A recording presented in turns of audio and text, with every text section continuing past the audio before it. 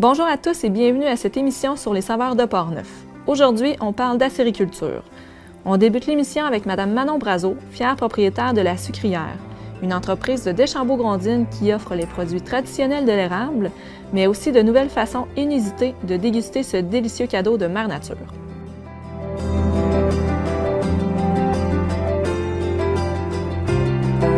La Sucrière a commencé ses débuts en 2002 quand on a acheté ici. On avait le côté de l'évaporateur, une petite cuisine. Et après ça, bien, on a agrandi pour se faire une petite place pour recevoir des gens. Est-ce que l'achat était pour faire une... Pas du tout. Pas du tout? Non. C'était vraiment là, le volet sirop d'érable au printemps, recevoir la famille. Ça a été vraiment ça. C'était plus personnel au début. Plus personnel, plus familial. À un moment donné, je suis allée suivre des cours de transformation de produits de l'érable. Puis c'est vraiment là que j'ai eu la piqûre. J'ai dit, bon, je pense que c'est quelque chose qui pourrait devenir très intéressant. On a commencé vraiment par le produit traditionnel, beurre, tire, les suçons, cornettes tire. Après ça, on a commencé à recevoir des amis, faire des repas. Et puis là, quand ça s'est su que dans une petite cabane, on pouvait avoir des repas, c'était très intime, 25, 26 personnes. Vraiment là, ça a décollé. Mais qu'est-ce qui vous a amené? Parce que c'est pas juste d'accueillir des gens, tout ça. Vous avez beaucoup de sous-produits, vous avez beaucoup de transformations dans votre entreprise. C'est venu en s'en allant, ça? Ou... Bien, j'avais le goût. Je trouvais le produit traditionnel très intéressant parce que, c'est, comme on vient de le dire, c'est notre tradition. Faut pas l'oublier. Mais j'avais le goût de pousser un petit peu plus loin pour aller plus côté cuisine aussi. Travailler beaucoup plus avec le sirop. Puis c'est là qu'on a commencé marinade, on a commencé à faire des poivres à l'érable, des vinaigrettes, moutarde à l'érable, là, c'est notre dernier produit. Des petites boules de neige. Vraiment aller un petit à côté, là, différent du produit traditionnel. Puis ça fonctionne beaucoup. Oui. Ça fonctionne beaucoup. Je dirais que les produits vraiment, là, les produits qu'on voyait autrefois, c'est vraiment à Pâques que ça bouge beaucoup. Tandis que pendant le courant de l'année, comme vraiment à Noël, les cadeaux qu'on fait, les paniers cadeaux, là, on se retrouve vraiment avec les produits un petit peu plus pointus, là, que j'appelle. Puis j'imagine que vous êtes distribué partout. C'est très touristique comme produit, l'érable. Oui. Bien, c'est ça. On est quand même à plusieurs endroits dans Portneuf, à Québec aussi. Et puis, à la cabane à sucre, c'est certain que les gens viennent aussi acheter leurs produits. Quand on parle du lieu comme tel, est-ce que c'était comme ça? Est-ce que vous avez eu affaire à faire des rénovations, des agrandissements? Qu'est-ce que ça impliquait? Il y avait le côté, comme je disais tantôt, du côté d'évaporateur, le petit côté de la cuisine qui existait déjà, mais c'était pas fini, là. C'était vraiment nu, là. On n'avait rien là, de fait. Ça a été agrandi 2 ans après l'achat de l'érablière. OK. On voulait avoir un peu plus grand pour justement faire en sorte d'avoir de la place pour exposer mes produits, faire un côté boutique aussi, là. C'était vraiment important. Avoir l'électricité, avoir l'eau, ça faisait vraiment partie là, de nos priorités. Je pose la question parce qu'on a vraiment l'impression que c'est un bâtiment tout seul. C'est très bien intégré comme agrandissement. Ça a été bien fait. C'est quand on est en dedans qu'on voit la différence. Oui. Côté chaleureux aussi, il ne faut pas se le cacher. Là, c'est ça qu'il fallait que ce soit très important.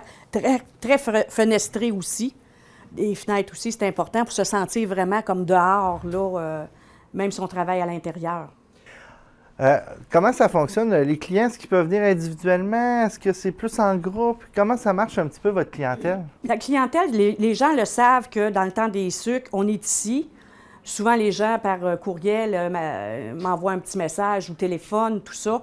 Puis les gens arrivent pour faire leurs achats de produits. Les fins de semaine, ça fonctionne très bien aussi, là, parce que là, on fait déguster de la tire aussi, là, les fins de semaine.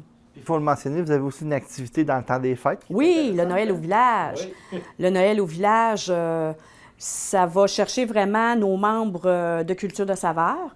Le côté, le volet, là, les producteurs. Mais on a un petit côté aussi artisanat parce qu'on trouve que les deux fonctionnent bien. Fait que c'est vraiment des artisans de la région. On fait ça à l'extérieur, en dessous des chapiteaux. C'est toujours une belle journée. C'est pas toujours chaud, mais c'est pas grave. C'est toujours des belles journées quand même, une belle ambiance. Puis ça, c'est vraiment là, le dernier dimanche avant les fêtes, là, avant Noël. Puis j'imagine que vous recevez des groupes aussi. Comment ça fonctionne? Des repas, on en fait moins maintenant parce que qu'est-ce qui arrive? J'ai été obligée de faire des choix. Dans le temps des sucres, si je fais des repas, je manque vraiment de temps pour faire des produits. J'ai choisi de faire vraiment de la transformation. C'est ça que j'aime le plus. C'est vraiment mon dada. Fait que j'ai décidé là, vraiment de faire la transformation de produits. Vous gardez un petit peu le petit côté familial, Oui. mais c'est vraiment là, la transformation qui est... Vraiment la transformation, c'est ça, oui. C'est intéressant, maintenant, Culture de saveur, ça vous donne un nouveau réseau, ça vous donne une appellation de qualité, veut pas, là. C'est notre image de marque, là, dans Portneuf, là, la trentaine de producteurs, transformateurs qui font partie de Culture de saveur. On a des belles publicités, on a des beaux concours avec Culture de saveur. Les gens qui achètent des produits ici dans le temps des sucres, bien, ils sont éligibles à un concours. Fait que c'est vraiment important là, de cibler là, tout ce monde-là qui vient nous voir. Alors, on n'en dira pas trop parce qu'on a plusieurs parties. Oui. On va aller, je pense qu'on commence par la bouilleuse. On s'en va voir Sylvain.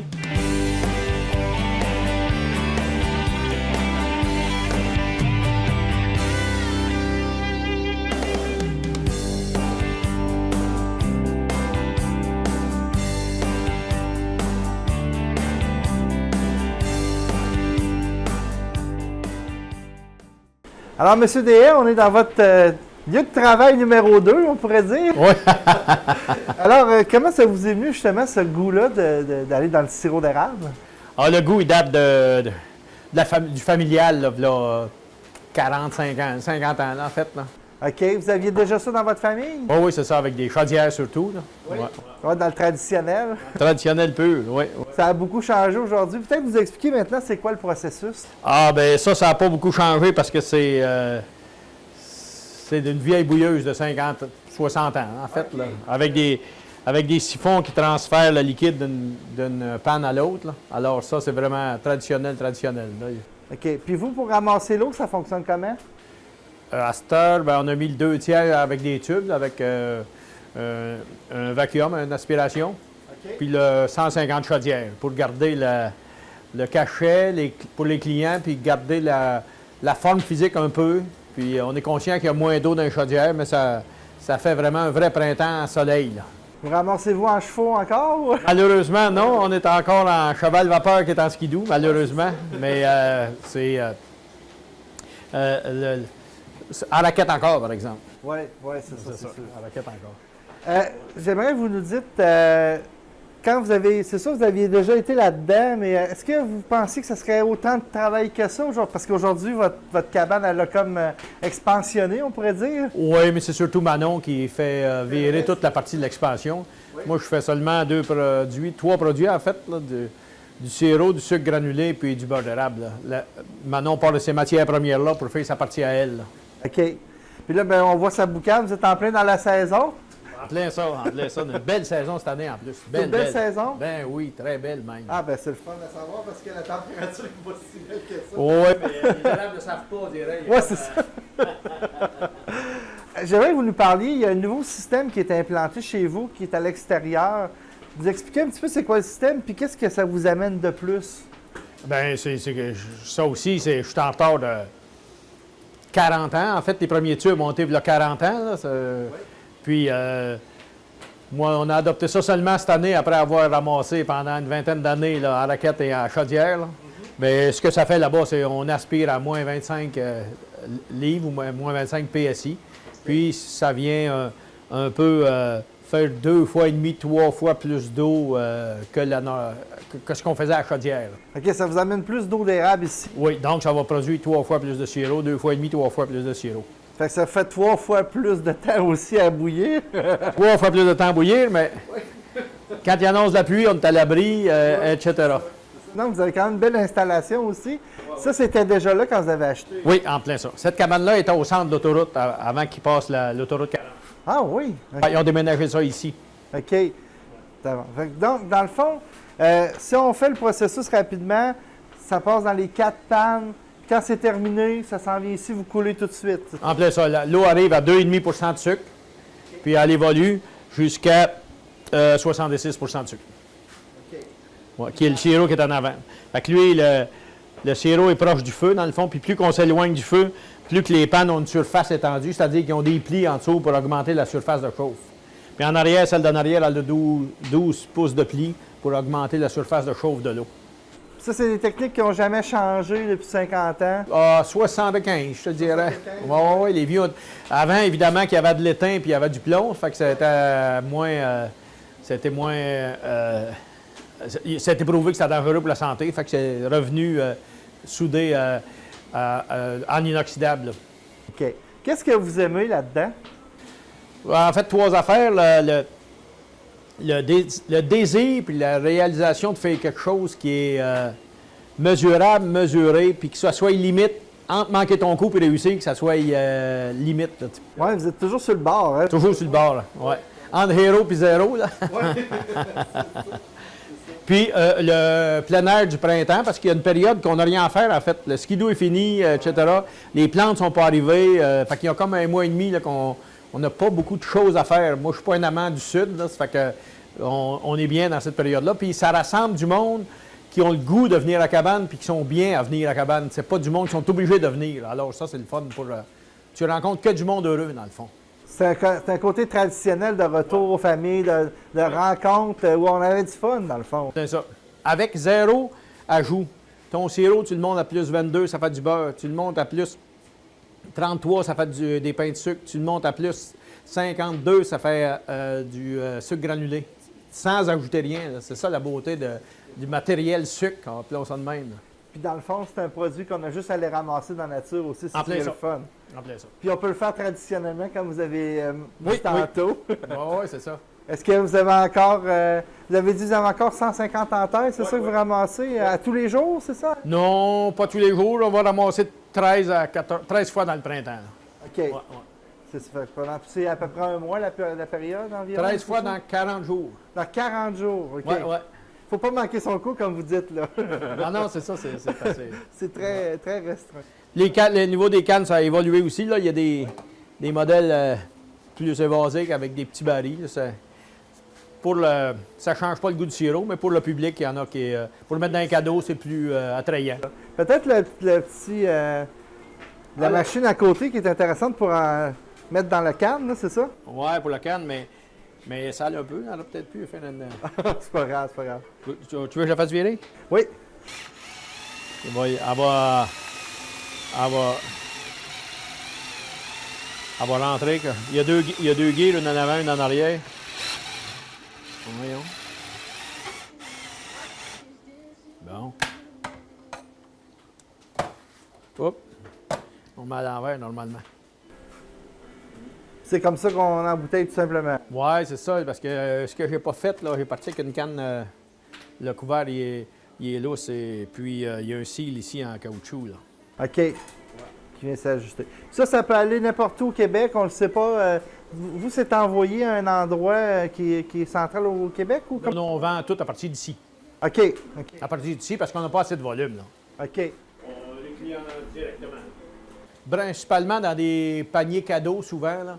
Oui, oui. Maintenant, on fait gros des arrangements avec les autres commerçants de culture de saveur Port-Neuf. Puis ça va partout parce que c'est dans des paniers cadeaux. Mais quand on l'achète direct ici, c'est souvent aux alentours, là, en fait.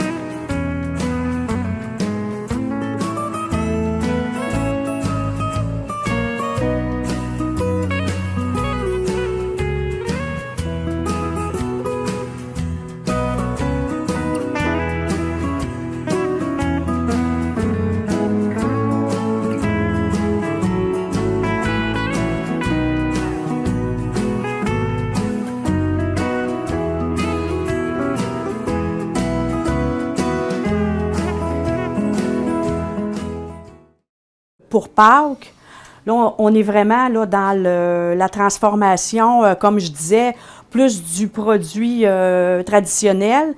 Donc, tout ce qui est cornet de sucre, c'est quelque chose qui est encore très populaire. Nous autres, on le fait avec 3/4 de tire et du beurre sur le dessus.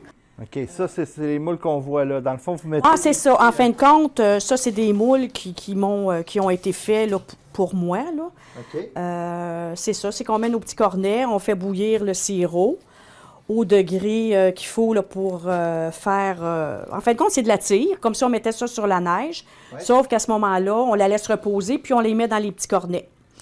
On met ça au froid pour vraiment laisser le temps à la tire dans le petit cornet de figer, d'être plus froide, la tire. Puis après ça, on fait un petit tourbillon de beurre d'érable, on met ça en boîte.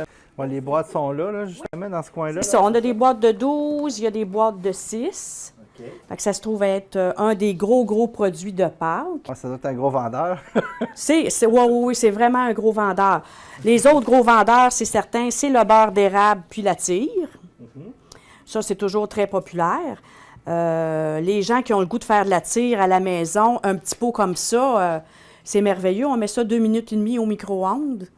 Et puis après ça, on met ça sur la neige. Puis c'est une belle tire, beaucoup moins compliquée que de faire bouillir le sirop dans la maison. Ça, c'est des récipients qui vous sont fournis par le... Oh, c'est pour le Québec au complet, c'est ça? C'est ça, c'est des compagnies là, qui nous fournissent tous les produits, les empaquetages, là, tout ce qu'il faut, c'est ça, les emballages. OK. Ce qui est très populaire aussi, c'est notre petite boule de neige. C'est une truffe de chocolat blanc que l'on met, on fourre de beurre d'érable, puis on enrobe de sucre d'érable.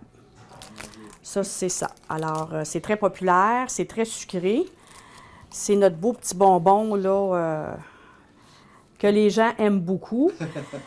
Ici, bien, c'est nos petits pains de sucre qu'on voit ici, sauf que c'est des maisons que j'ai trouvées chez l'antiquaire à Deschambault, qui fait toujours de la recherche. C'est vraiment des moules de maison en bois, vraiment 3D, qu'on coule notre sirop dans le petit moule, puis ça devient après, quand on défait le moule, une petite maison de sucre.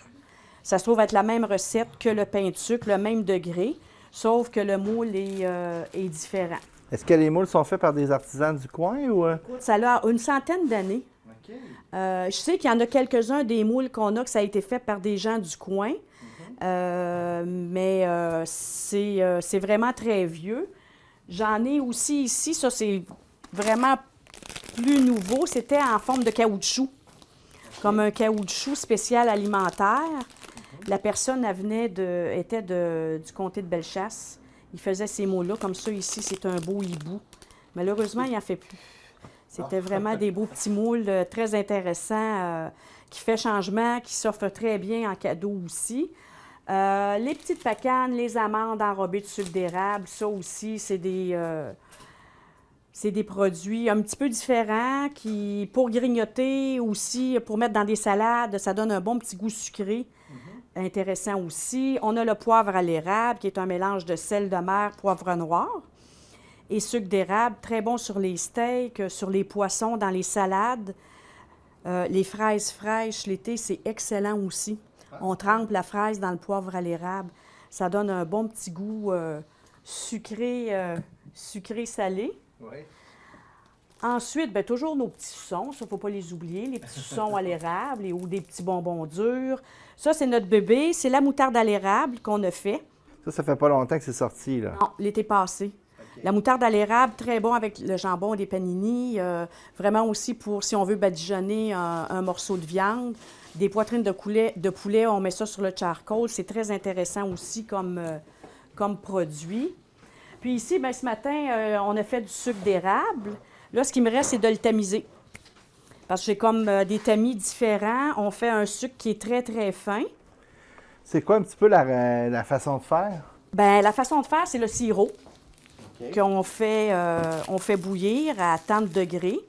Et ensuite, nous autres, on a encore le vieux système avec une drill, une grosse drill, qu'on brasse et puis ça devient un beau sucre comme ça. OK. Moi, après, je fais 3 façons différentes pour le tamiser. Celui-là, ici, c'est vraiment, on le voit, le fin.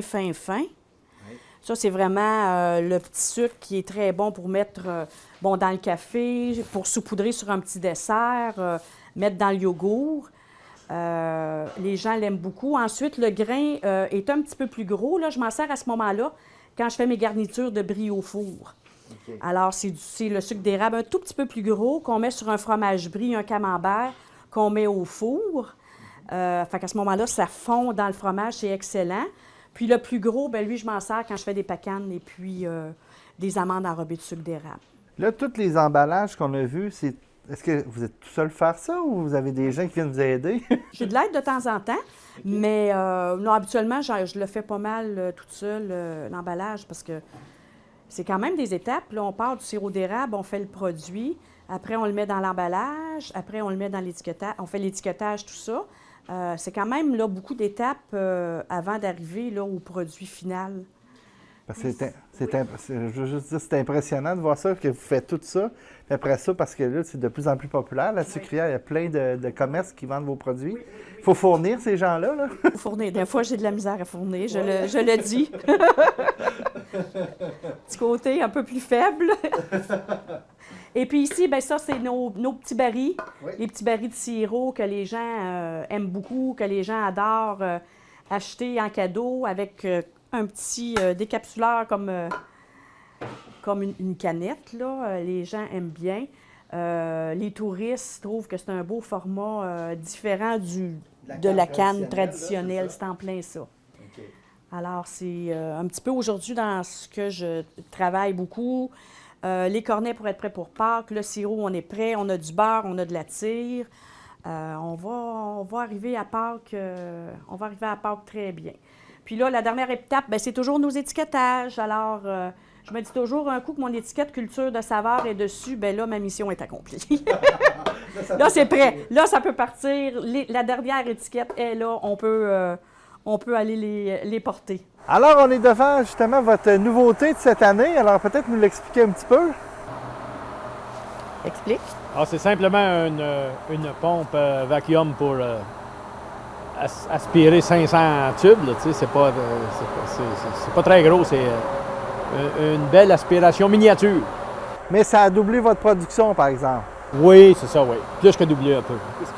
C'est ça qui est le fun. Ici, on est vraiment dans le milieu. On voit la nouvelle façon de faire avec les tubes bleus et puis l'ancienne façon avec les chaudières. Plein ça, plein ça.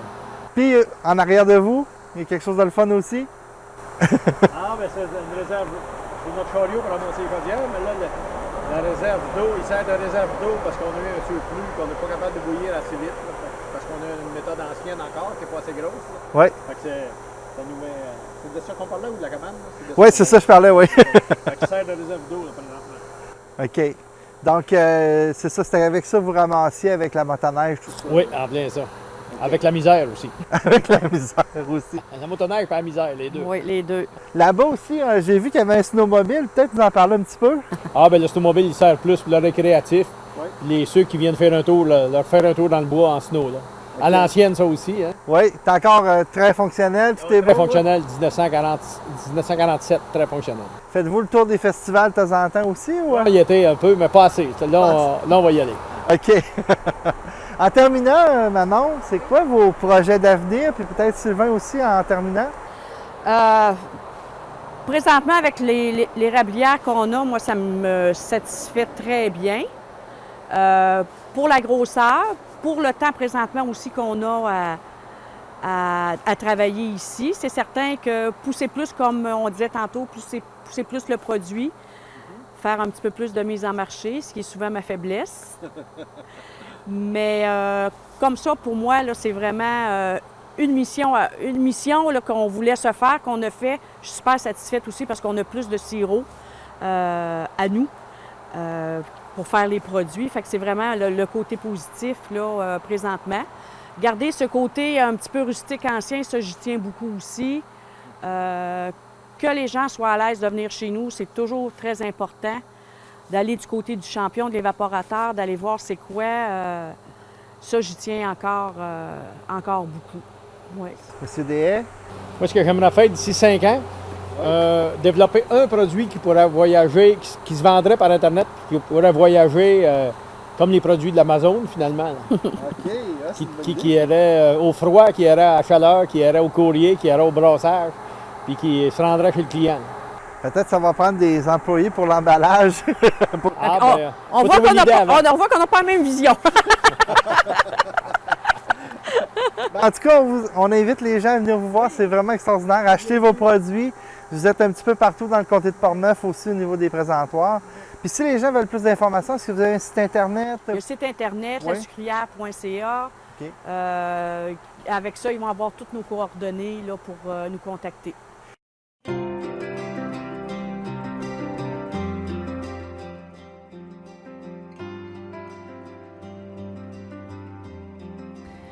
On continue notre émission sur le thème de la sériculture. Voici M. Patrice Bertrand du Club d'encadrement technique acéricole de Portneuf.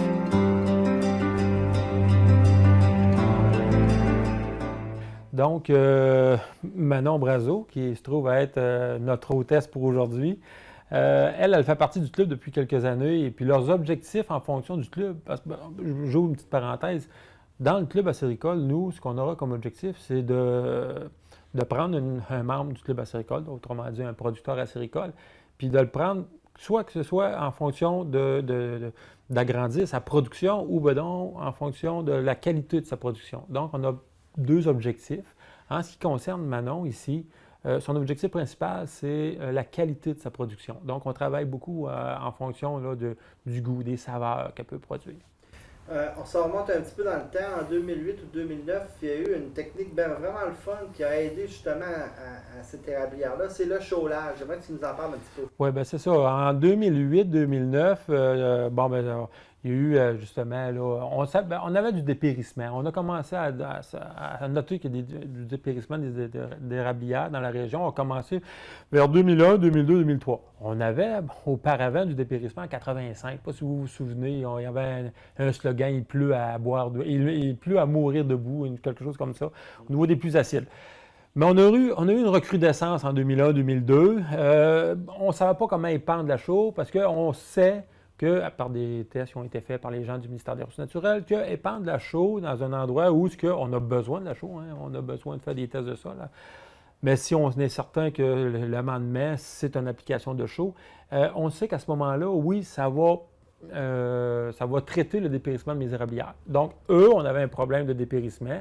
Donc, en 2008-2009, il y avait un épandeur qui a été développé. Cet épandeur-là, on est venu, c'est une des premières superficies que l'épandeur a fait, c'est ici.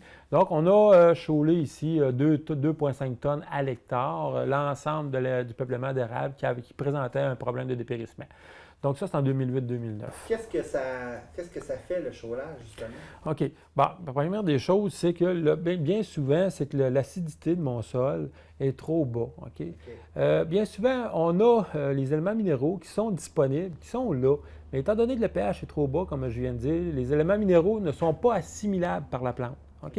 Puis bien souvent, on n'a pas assez de calcium. Fait qu'en arrivant, en mettant de la chaux, qui se trouve à être du CaCO3, du calcium, ça a un bon pouvoir tampon. Donc, on va rééquilibrer mon pH. On amène aussi du calcium au sein de mon humus puis de mon sol. Et à ce moment-là, les éléments minéraux qui n'étaient pas disponibles deviennent disponibles parce que j'ai augmenté mon pH. Donc, à ce moment-là, ma plante qui présentait des signes de dépérissement, ma plante étant l'érable à sucre ici, bien là, à ce moment-là, elle est en mesure de pouvoir aller chercher tous les éléments minéraux qu'elle a besoin d'avoir et recomposer le feuillage qu'elle se doit d'avoir normalement. C'est ce qui conclut l'émission d'aujourd'hui. La semaine prochaine, on vous présentera une autre entreprise membre de Culture de saveurs. Plumes et légumes, des éleveurs de volailles et producteurs maraîchers. Merci et à bientôt.